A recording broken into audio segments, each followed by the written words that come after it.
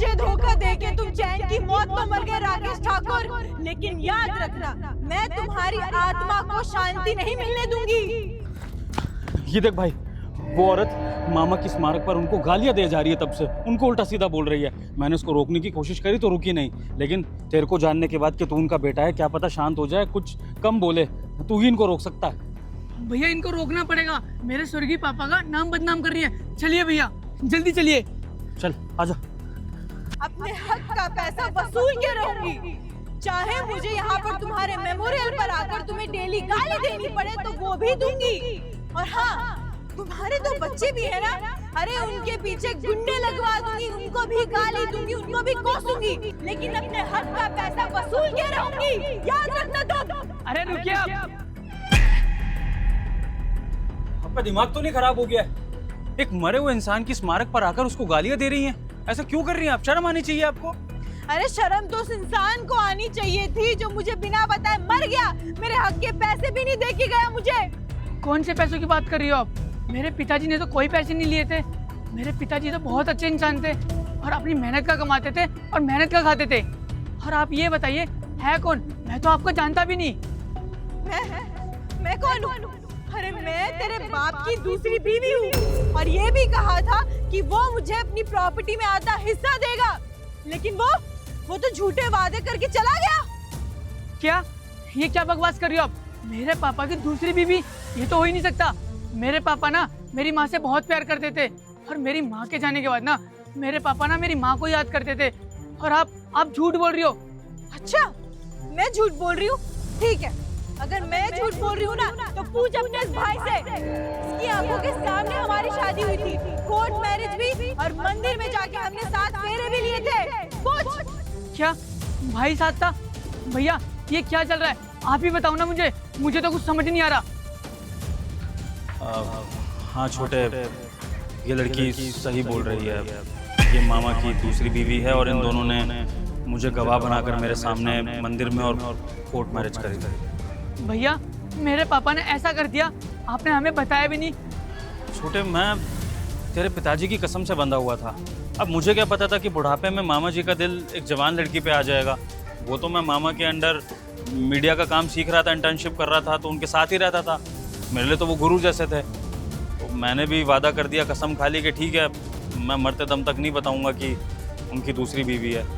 लेकिन अब वो इस दुनिया में नहीं है और उनके नाम की बदनामी हो रही है, तो मैं तो ये होते हुए देख नहीं सकता ना। इसलिए मुझे सच्चाई सामने लानी पड़ रही है कि मामा की दूसरी बीवी है। लेकिन वो सब तो ठीक है, आप चाहती क्या हैं? आप इनके पिताजी को गालियाँ क्यों दे रही हैं? अरे मैं ये चाहती हूँ कि मुझे ना मेरे हक के पैसे मिल जाए। मैं अकेली औरत इस समाज में कैसे रहूंगी? ऊपर से समाज वालों की नजरें कितनी खराब होती है, पता है ना आपको? तो अरे कैसी बातें कर रही हैं आप पैसे लेंगी? आप जरा देखिए, गौर से देखिए उनके बेटे को।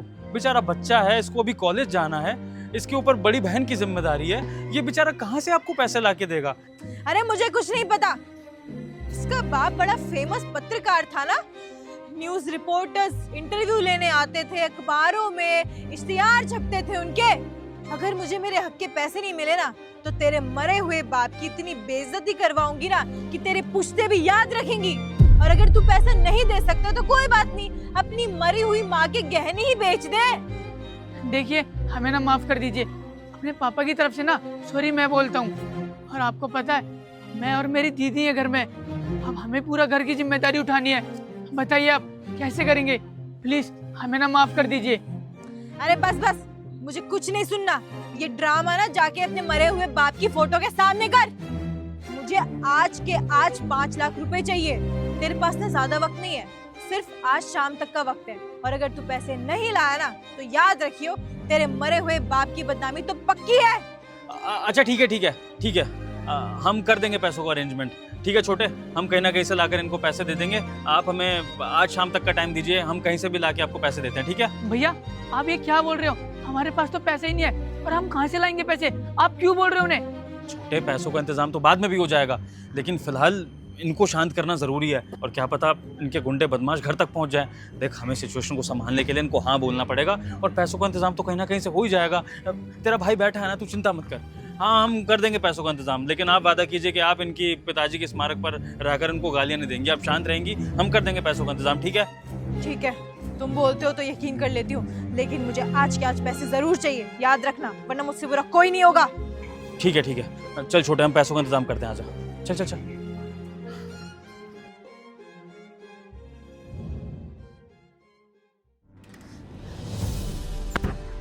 कैसी लगी एक्टिंग? अरे वाह बेबी, तुमने तो बहुत मस्त एक्टिंग की। कहाँ से सीखी ऐसी एक्टिंग? तुमने तो मुझे भी पीछे छोड़ दिया। बेबी तुमसे बड़ी एक्टिंग नहीं करी मैंने। क्या परफॉर्मेंस दिया यार तुमने मेरी मामा को बद्दुआ देने का। मुझे पता है, बद्दुआ सुन के ना तुम्हारे कलेजे को ना ठंडक मिल गई होगी। वैसे एक बात बताओ, वहाँ पर चल क्या रहा है? पैसे जमा करने का माहौल शुरू हुआ या नहीं हुआ?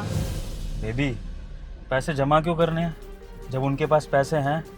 मामा के मरने पे सरकार ने उनको 5 लाख रुपए दिए थे, और ऐसा हर पत्रकार के साथ हुआ था जो ये कोविड में ड्यूटी करते हुए मरे थे। मामा भी उनमें से एक थे, अच्छे से जानता हूँ मैं। मुआवजे की राशि दबाकर बैठे हैं ये लोग, लेकिन वही है ना, मुझे सब कुछ पता रहता है। तो बस मुझे पता है कि जैसे ही घर में ये बात चलेगी, मुआवजे का अमाउंट तुरंत वो दोनों भाई बहन निकाल के हमारे हाथ में रख देंगे। वैसे बेबी, ये कहावत ना तुम पे एकदम फिट बैठती है, घर का बेदी लंका ढाए। तुम तो विभीषण निकले। पर मुझे ये बताओ कि तुम घर के भेदी बन क्यों रहे हो? ऐसा भी क्या कर दिया था तुम्हारे मामा ने तुम्हारे साथ? बेबी मेरे मामा ने ना हमेशा मुझे अपना नौकर बना के रखा। मैं भी उनकी तरह बड़ा पत्रकार बनना चाहता था, लेकिन मेरा मामा मुझे इंटर्नशिप के नाम पर अपना नौकर बना के रखता था। बस पैर दबाने बाकी थे। जीते जी तो अपने मामा से बदला ले नहीं पाया, लेकिन मरने के बाद उनके बच्चों से बदला लूँगा, उनके मुआवजे का पैसा लेकर। वैसे बेबी तुमने मुझे घर का भेदी तो बोल दिया, लेकिन अच्छा प्यारा आशिक भी तो बोल दो। मेरे जैसा चाहने वाला कहाँ मिलेगा जो तुम्हें सिर्फ ज़रा सी एक्टिंग करने के 5 लाख रुपए दिलवा रहा है। नहीं बेबी? हाँ बेबी, ये तो तुम सही कह रहे हो। तुम इस दुनिया के बेस्ट लवर हो।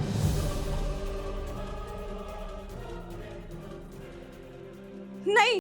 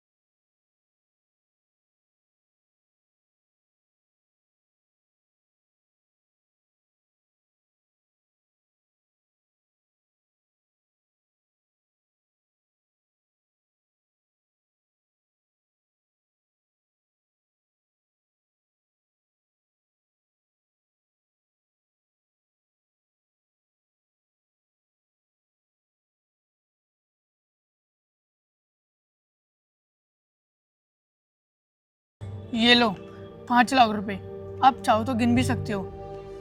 अरे अरे नहीं नहीं, गिनने की कोई जरूरत नहीं है।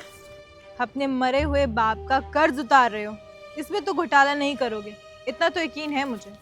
अब तो मेरे पापा को नहीं कोसोगे ना, और उल्टा सीधा नहीं बोलोगे ना। अरे कैसी बातें कर रहे हो तुम?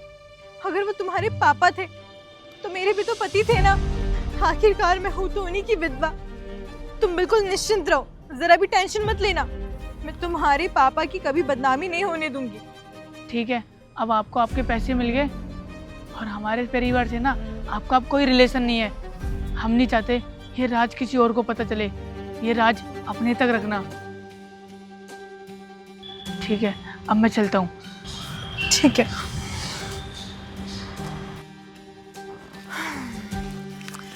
आखिरकार हमारी प्लानिंग कामयाब हो ही गई।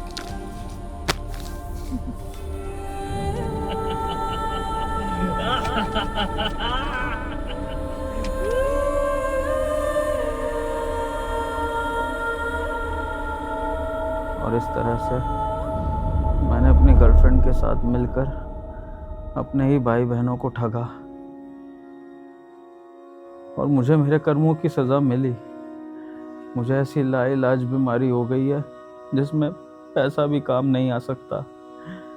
मैं आप दोनों का गुनहगार हूँ, मुझे माफ़ कर दीजिएगा। अगर हो सके तो मेरी आत्मा को शांति मिल जाएगी अगर आपकी माफ़ी मिल गई तो, प्लीज़। नहीं भैया, हम आपको माफ़ नहीं कर सकते। आपने हमारे स्वर्गीय पिताजी के नाम पे मजाक बना के हमसे पैसे लिए और आपने ना साबित कर दिया खून के रिश्तों पे भी ना भरोसा नहीं किया जा सकता। नहीं छोटे, मेरे हिसाब से तू भैया को माफ कर दे। और देखा ना तूने कि उन्हें कैसे कर्मों की सजा मिल रही है। और इनसे हमें एक सीख भी लेनी चाहिए कि पैसा जो होता है ना, वो इंसान के कभी काम नहीं आता। इंसान के कर्म ही उसके काम आते हैं। सब यहीं भोग कर जाना पड़ता है।